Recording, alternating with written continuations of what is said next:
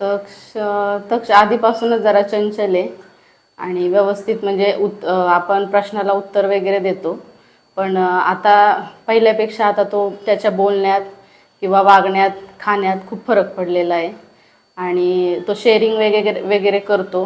पहिला करत नव्हता शेअरिंग, मारायचं मुलांना वगैरे, पण आता कमी झालं आहे आणि व्यवस्थित आता तो आम्हाला म्हणजे रिस्पॉन्स व्यवस्थित करतो. एज्युकेशनलच्या बाबतीत तो व्यवस्थित म्हणजे नाही का सगळं सांगतो. म्हणजे ABCD काही दाखवलं तर तो पटकन क्लिक होतं त्याला की हे म्हणून. कलर सांगतो, संडेज मंडेज वगैरे सगळं सांगतो. म्हणजे ॲक्टिव्हिटीज करतो, तो व्यवस्थित करतो. जेवण वगैरे तो व्यवस्थित करतो, मांडी घालून वगैरे बसून वगैरे करतो जेवण. छान शिकवतात. आता तक्षवरनं तर वाटतं की व्यवस्थित त्याची नाही का बोलणं चालणं व्यवस्थित आहे, त्यामुळं छान शिकवतात. टीचर वगैरे पण छान शिकवतात.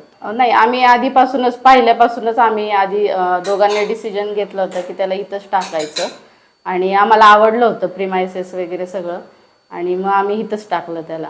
म्हणजे एरिया वगैरे सगळा खूप छान आहे, पॉझिटिव्ह वाटला आणि म्हणून आम्ही टाकलं त्याला इथंच. स्मार्ट एलिक्स किडमध्ये म्हणजे इन फ्युचर जर कुणी ॲडमिशन घेतलं तर त्याचा फायदाच होणार आहे, नुकसान होणार नाही आहे. म्हणजे सगळ्याच सुविधा आहेत, सगळ्या ॲक्टिव्हिटीज म्हणजे मुलांना ज्या गोष्टी पाहिजे त्या इथं सगळ्या उपलब्ध आहेत. तर मी सजेशन देईल की तुम्ही घ्या, इथं नक्की घ्या. आणि फीज वगैरे पण व्यवस्थित आहे, म्हणजे कम्फर्टेबल आहे, फॅमिलीसाठी देऊ शकतो आपण. तर नक्कीच घ्या. कोऑर्डिनेशन टीचरचं व्यवस्थित आहे, आमच्याशी बोलणं चालणं व्यवस्थित आहे, मुलांशी व्यवस्थित आहे. तर मी नक्कीच सजेशन देईल की तुम्ही इथे ॲडमिशन घ्या म्हणून.